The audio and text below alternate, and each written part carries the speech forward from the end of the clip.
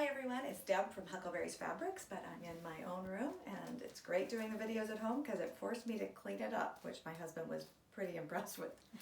Anyways, today I'm going to be showing you the half rectangle trim tool from Creative Grids. And there's a couple of patterns I'm going to show you that are by the same person who's come up with the rulers for them, Deb Heatherly. I believe she may have been the one who did the flying geese one as well. So a half rectangle, this is what we're focusing on right here. There's a half rectangle. So these, all the colored spots are half rectangles. And we have a right slant and a left slant. So this slant is going left and this one is going right. So they consider that top to bottom is your right. And on this quilt, you're needing a left and a right to go together to create this almost like a crown point. So for this quilt, there's 9 blocks. It's called Cactus Blossom. The pattern is quite different than what I ended up creating because I started with a layer cake, and I'll show you that in a second. So what this was, I could have done, I used a layer cake. I used 9 different colors. But what I could have done was kept all the pink in this one block, but I wanted to play. So I did the pink and the purpley blue together and I put them in opposite corners. I did the same thing with the red and blue across from each other. We've got a pink and a teal or pinky purple, and then a purple and a green. So they kind of, those 4 are similar. The middle one is on its own, but what happens is in the corners, one corner you can't see, you picked one of the colors to go, and I went with the yellow because I was using that bright blue inner border and border. So I opted not to use those. So those are left over. So I'm going to show you how the cutting and the trimming works. So from there is my little, that's how I cut them. So there was 8 2.5 inch by 5 inch from a layer cake square, and when you're cutting these, you're going to see each one will give you 2 of the same cut. So 1, 2, 3, 4 would give me 8, and then I had 4 where I had the other slant. And it's important to make sure that the slants are different because the direction totally changes on them. Ask how I know. So this is the Ballet Crackers, because it's not a Moda one, so they don't call it layer cake. Those were all the colors, the rainbow of colors, and you're going to see the other quilts that I've made from the same. I got 3 projects from one layer cake. So this one, use one, did I say 9? I think maybe there was 10, sorry. 10 colors, right? 2, 4, 6, 8. No? 9 squares, 10. Sorry, there's 10 I used in that one. I just had, these are the leftovers right here. And that's how small they'll look once we're done. So you could, for this one then, because it's 2.5 by 5, this is the one project because of the size you're making, you could go and use a jelly roll. You would get exactly the same cuts from one 2.5 inch strip. So you would have fun with that. Even something like this, the Zen Chic one, you'd have like the nice modern colors. And again, you'd only use 10 of them, so you could get multiple or do more blocks out. Okay, so that was the cutting. So that's what I've got here. So I've got, they're both the 2.5 by 5 inch. So on the ruler here, you can see it says cut. This is the cuts you're making first. And you're always going to have an equal number of the colors to a background cut because they'll go together. And then the finished size is on the other side. And the markings on the ruler, you'll see better when I cut them, but the 1 inch by 2 inch, these are the finished measurement. So this is actually a 1.5 inch by 2.5 inch rectangle. So you have to add 1/2 inch. So I at one point was thinking this was the measurement, and I cut some other at 4 by 8, and it was wrong to go with it. So they will be 4.5 by 8.5 if you go with the largest one before you put them into your quilt. So I can use actually this ruler to cut a left and a right. So what I'm going to get, if I go left, I'm just going corner to corner. So what I like to do on those if you find a line on your mat sometimes, that's a great way to line up a point there and a point there. Or your stripology rulers work really well. And I would stack these. I would do, depending what ruler or which rotary cutter you're using, I would do at least 4 to 6 in a stack. So I can do that one there. And that is your left. And I'll show you why. Now I got to go the opposite way. So I'm going for the bottom corner. So here, I'm going to go from this end.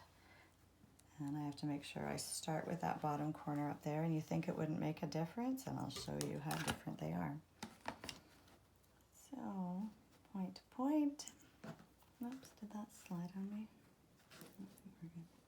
And these are, the nice thing is we're trimming these up after. So, we have a lot of leeway here as far as if I don't cut it exactly right. So if I stack those together, those are identical, and that would be considered a right slant. And these two would be considered a left. Now look, I can't make a rectangle out of these unless I do that. And that's the idea. You're going to repiece to get a rectangle. So they have to be 2 lefts together or 2 rights together. So that's why in this case, you needed equal number of each. Now, the pattern calls for you to stack everything right side up and cut them that way. But I'm going to show you a trick, which most of you are probably going, I think you could do it differently. If you stack them, just the way you cut them, if you want, if this was a strip, not with the layer cake. The layer cake, I'd have to restack them. So now what I'm going to do is I've got them wrong sides together. And again, I would do a few of these at one time. And this way, if you do them all that way together, you'll know that you've always got a right and a left done. So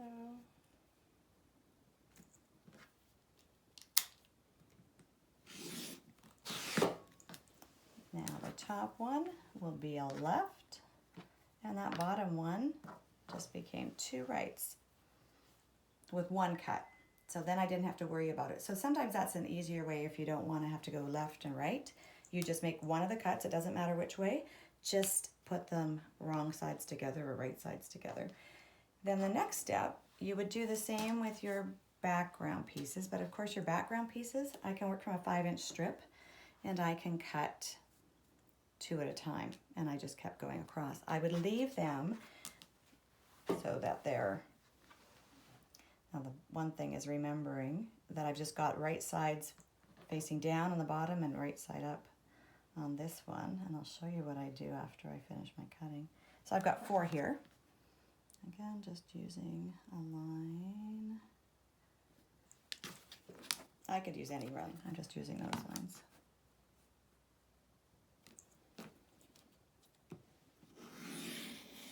And so what I like to do is I separate first and I go, okay, that was a right side. So I go like that. And then these 2 will flip. Whoops.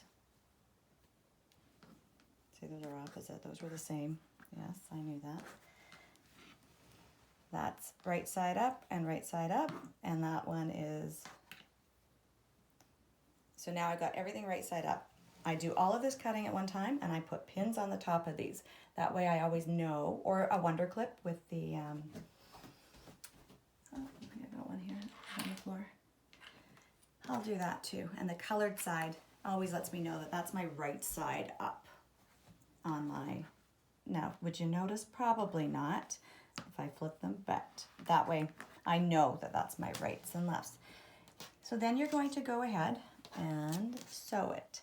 So what happens with the, okay, so this is the left one, the left cut. When I'm putting the matching piece on top, so here's our left one, and if I'm matching my left one to it, okay, so they're gonna go like that. I'm going to, oh, you know what? Good thing I did that. I just missed one big step. I'm going to stack these, and I would stack a bunch of these together. You actually have, okay, I just want to do the 2, show you the 2 different ones. Here's the right be clearer with a white one on top so you can see. And I would do a bunch of these at the same time. So on this ruler, see where it says A? And there's this line here and here. That is where we're going to trim. Now I'm going to show you a trick though. So these are my A's. Now I do want to see that this space here is the same as this space here, so that when I trim them, I've got an even. And I can actually just push on my blade, and that just pops them right off like that. And then the bottom corner, I just turn the ruler and I do the B side like that. And this is for every size. It doesn't matter which one I'm doing. They will all fit under that. And then I just pop that down too. If I want to go back and forth, I can. Okay. And then I would go through, like I said, I would stack a bunch. Now when I do the left hand one though, as you can see, the ruler does not fit that now. What you have to do with that pile is you take the whole pile, flip it upside down, and then repeat that cutting. So now it fits there on the A corner, and then you've got the B. So that's the, you just have to flip the fabric, not the ruler, because the ruler has the grip, so you don't want to be flipping those. So now that I've got those two, oops. Oh, I had the, there. So that was, this one actually is the right one. And did I do the left? It doesn't matter. Okay, so on that one, when I put them together, you're going to see how they match up so nicely, like that. Now on the, this is the right slant. This small part is on the top, okay? But on this one, okay, so there is the slant. It's the opposite to this one. When I do that, can you see that difference? I'm going from this corner up. When I line them up, the wide part of my background is now on the top, and so it's just reversed because we always sew on that side. So it doesn't, just so you can see that, it doesn't matter which way you're going to be going, but that will be your right and that will be your left. And then you've got that formed. And so on this one, I've got the same thing. I just showed you, there is our right hand one. So you can just see how they lay differently. So the wider at the top for the background, but on this one, you see the wider on the base. I chain these. I would have a long row. It's so much easier to do all your cutting at one time, all your trimming at one time for your points, and then go to all your sewing at one time, and then all my trimming at one time. So the trimming on this one, now I'm gonna release those because you can see what they look like before I press them. And you can press, I just press to the background on this one, just for, but you could press to either side. If you don't wanna see the background, you can go to your dark, which is probably what I did in those, unless the pattern calls for differently. So now what I'm going to do is, here's the, you've got two trimming sides. And if you see, we have left slant trimming and right slant trimming. So let's do the right one first, because that's the one that's very obvious. Okay, on this one, we're actually trimming it to 1 by 3, or it's not 1.5 by 3. It's going to be a 2 by 3.5, but that's the finished size.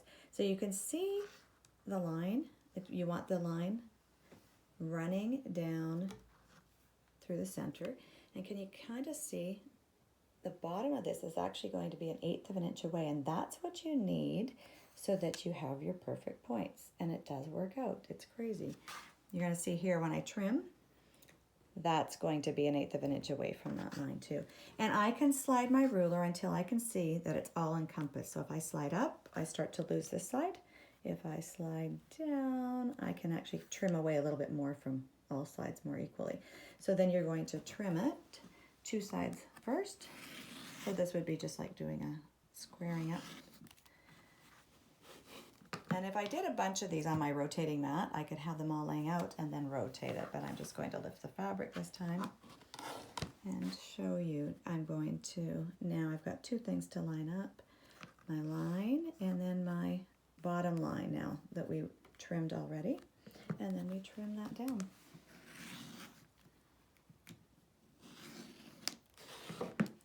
So that's why that little bit that you're cutting off, at this point, or when you're doing your half, you're cutting them in half. If you're not perfect, you don't worry about it because you're going to be taking away, and you can slide it down one way or the other. So that is the right slant. So now on the left slant, like that's not going to work. Now I just found this awkward though, because I'm not left-handed. So if you were left-handed, you could do that. What I found, I just turned it sideways now. So all my left slants, I laid like that on my cutting mat. Oops. Just getting in the way. So the same thing, I'm looking at the 1.5 by 3, and I'm just making sure I'm going to have fabric all the way around. So make 2 cuts on here and flip it.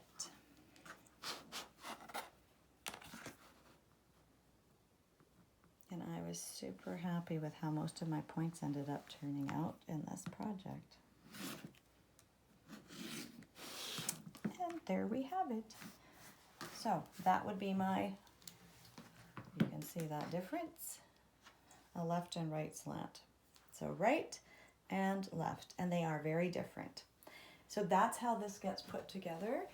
So let's see, I've got these. Okay, so these are my left slants, and these are my right slants. Now you can kind of see how you can play with them, and this is, I had lots of fun, and I will do another video because I have more ideas to play with this. But how to create a diamond without making a template and having to work from them. And then I was thinking we could take squares and then just stitch diagonally, and you could get a square in the middle of your diamond. So we'll do some more playing once that's done. But if you take one of each, you can see that one went there and one went there. So that's the finish. You can see the difference. It's amazing, that 1/2 inch, what it does. And so these blocks are made up in quadrants. The pattern was really good about laying that out, and I laid out each block on my mat and had it all laid out ready to go, and then I worked on, I chained, because I did each step 4 times just for one block, and then I continued through and did each of the blocks one at a time. So that was a great fun pattern, and I loved all the colors. And like I said, it looks so different from the colors they use, which is really pretty. So the next one, now this is actually the one I started with as far as colors went. I picked these colors first.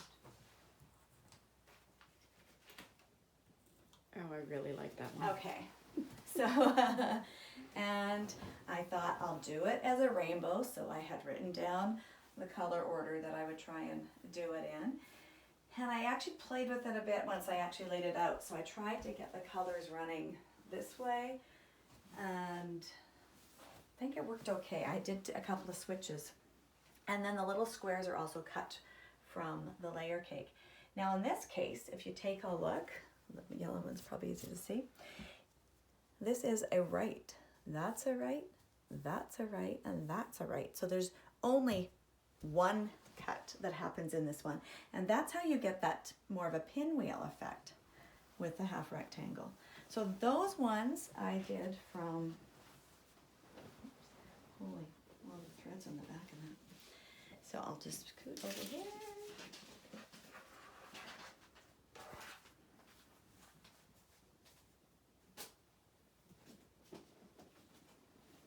So this one is called Twisted Stars. It's by the same Deb Heatherly of Deb's Cats and Quilts, because she has cats and quilts, right? Maybe she's Carrie's friend. Where's your cat? Yeah. No, this Deb has no cat. No cat. No dog. Just a husband. He sees a good one. Yes, very good. Okay, so this is what I did with each of them. So I used 20 colors, and actually, you'll see I had, so I'm not going to waste these. I'll be working with these to play with this technique. So I had these left over, and those were my 4 by 10 inch leftovers. So those are all the colors that I used for this quilt. And like I said, they all came out of this one. So I did these colors first. Then I worked from the first quilt that I just showed. And then I had leftovers, and I'll show you what happened with those. So here's my cutting that I needed. I needed a 3 by 6 and a 3 by 6. So now we're bumping up the size. And the 2.5 inch squares. So there's a little left over there, and then this one. And actually what I did with the small leftovers, I kept them in order of how I thought they would, I would put them together as far as colors went. That was helpful. Okay, so that's what I did with 20 different colors, and those are easy to see. Those are the ones up there. So now this time though, they're all right slant. So they were all cut from, there's the size difference now. Okay. And then I played with a stripe to show you how that would work. So now the same cutting, it was just corner to corner, which I'm not going to demo again because you've seen that.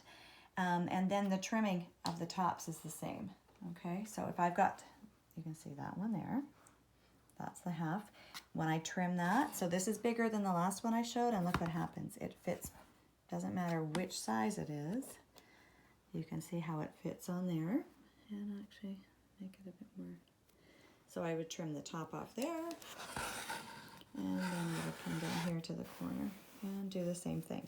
So they're only giving you those little lines because that's going to fit no matter what half rectangle you've got cut out from there. And I'm sure you could even figure out ones in between if you wanted to, but there's enough sizes there to play with. I don't think I'd ever try and create anything else. So on this one, there, that's the size that they get trimmed down to. So they are now the 2 by 4 size. And I thought, where is it? Okay, there it is. I did leave one to show you. I wanted to show you what they look like after. And here's the trimming. So you've got them sewn together. You can just see how those tops and bottoms matched up. And sometimes there might be a little out on those, and you don't worry, because when you look, okay, there's my line. Okay, and I had to slide down a bit to make sure I got this in. See, if I slide up, I start to lose my right-hand side. So I have to come down.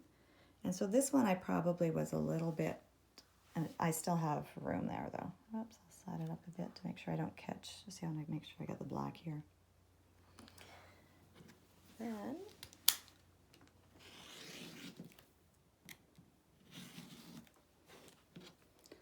two cuts and then flip it.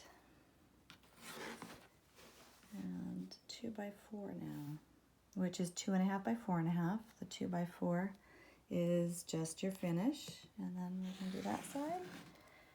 And the grip on the Creative Grids rulers is really nice. I do love the grip and the white and the black.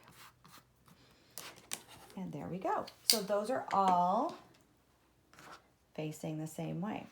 So if I was putting these together as a pinwheel, like they're separated there. So those ones, 1, 2, 3. Oh, see what I did? I did some where I had. Okay, so I've got 1, 2, 3, 4 that are all going in the same direction, and I've got one. I was playing. Those two are the other slant. So if I was trimming this one up, that's why I did it ahead. I would go to that other side on the left slant. And I won't do it because you know how to do that now. But I would again line that up, be looking at the 2 by 4, cut the 2 sides off, flip it, and do that again. And then I would have my left slants. But in this case, for this quilt, you can see that they would have, well, that kind of worked. Now, of course, I used the black to go with this, so it's not going to really stand out. Kind of does still. Even though it's got, it does would create a different, but this, I thought, oh, see, go into your scrap pile and the stripes, I went, that's kind of fun working with a stripe. It is cool. Or we could get scrappy and strip piece and start cutting rectangles from our strips, which will be in another video because I'm still playing with that. Okay, so that was the Twisted Star. And the last I started playing with. I had 10 blocks, or 10, oops, from this pack, I had 10 colors left over, and they were all sort of in the same group of colors, except this one. This is my last square I didn't use. So I used 39 out of 40, I believe. And what I wanted to show you on this one, I thought, okay, I'm going to do the largest one possible, because I just went by the ruler size, and it called for 2 5x10s. Well, that works great with a layer cake, right? You just cut it in half, and you've got 2 pieces done. So what I did, so this was half. So, and I cut them all in the same direction, so I better do the same thing here. Whoops. So this is the left slant. So I would cut across. This ruler's a little short. And so I wanted, in the project I was doing, and I'll show you why, I wanted them all going in the same direction. So I had to make them all right or all left. In this case, I did them all left. And maybe that's a right-handed thing, that it's easier for us to go in that direction as opposed to working this way. I don't know. Then you will trim off those tops again. And remember what I said? I'm going to turn them upside down, because I know that you're going to have a right angle down at the bottom when you're doing these. And then remember how I said that ruler will fit no matter what size? There you go. So it doesn't matter which, that's the largest one we could make. Can't imagine how little the little ones, the smallest ones are. And then I would scoot that one down, and it's an easy, and you can do lots. The more you actually stack up, the easier it is just to put pressure on your rotary cutter, and it just goes right through all those little corners, which is great. So they get sewn together exactly the same way. You're just working with a longer stretch nail. And then this one is ready to trim. And so this is using the fullest size. Now, again, I'm not gonna, you can see which way is the slant going? That way, so I've got to use that one. And now I am working with the line going on the center, and then the 4x8. So I can see I'm a little bit, no, there we go, scooting it up to make sure I get it all in there and get it all in there. And then I would just cut around that whole space. Whoops.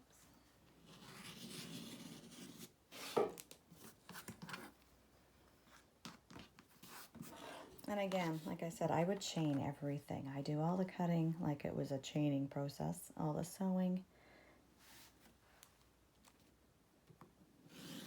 And I know this one was fairly tight. And there we have it. So I'm just showing you, this was the scraps left over. This fabric here, I have loved, and it is a background fabric. So I've actually kind of switched it up. The first 2 projects I did. Backing, sorry. Did I say back? What did I say? Background. Background, oh. My background on my other ones, right? I went with a white on, did I do white on both? Yeah, so there was the whites, or not a pattern, just a solid. And this one actually was a loopy daisy one, which turned out really nice with it. So I thought, let's switch it up. So I left this out so you can see how these blocks get pieced, because I was playing with it at first and I didn't know what to do. A design wall makes it fun. So I can throw that up there. Oops, see, I'm going the wrong way. I might have to refer back. No, I think I'm good now. So this is how I played, first of all. It was like, okay, what do I want that to look like? Okay, so now I want this to be filled in though. So if you look at that sort of perimeters, all I'm needing to do is fill in each of these with a rectangle the same size. And that's why the first time I did it, I made my rectangles too small, because I was looking at the ruler. 4.5 by 8.5 is the cuts that you need. And so then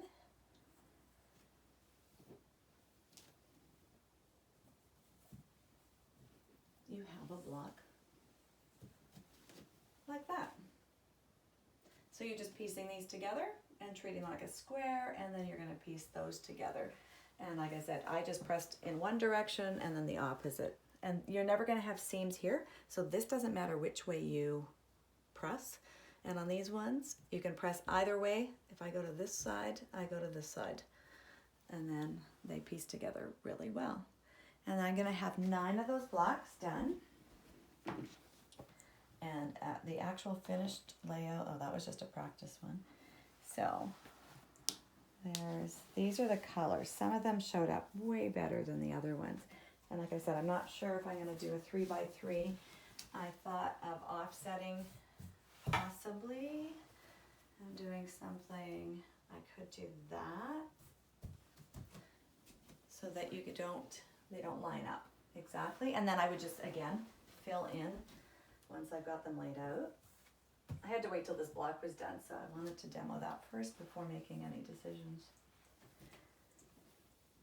And again, there's some lights and darks, so I have to I didn't have a lot of options.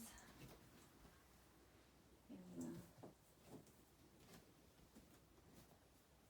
that's pretty bright. Might not go there. I might end up going up there, but I'll just throw it there right now. I know those are too similar, so I wouldn't do that. But it just gives you an idea. So if I offset them, instead of just going right underneath them, it totally changes the It's really look. pretty. And I think that's sort of what I was heading towards. So I've got to decide, like I said, I've got 9 of the blocks. I've got 2 more here. And then I will just figure out now this big space here and fill that in and do the same. It'll be here, I'll fill in, and here. And then on the middle row, it'll be at the piece at the end. All 3 will be the same size. And so I'll just have to do the math on that. And then I will type it up. But that was a great way to use up a layer cake. And playing with the background fabric being a patterned as opposed to a solid. So those colors all went well together. And I'm not sure if I'll border it or how it'll end up being. So hopefully, I'll show you one more thing that'll be in another, this is what playing does. I was cutting strips and playing with those. And you can start, it was kind of fun. I can get a zigzag effect going, or this one is a diamond. Oh, that's how the zigzag would start, sorry. And then I would go up and out with another one. And you can see how that's starting to move? Oh, that's cool. And I'm like, okay, so if I did that, I don't want these seams, I don't think, to match up. And it's hard to do that. So I think I'm going to play with more random strips so that you just kind of, so I've got to do a bit more playing on that before I can actually tell you exactly how to do that. But that will be in another video to show you more options with the half rectangle trim tool. So thanks for joining, everyone. Hope you get some great ideas. Take care.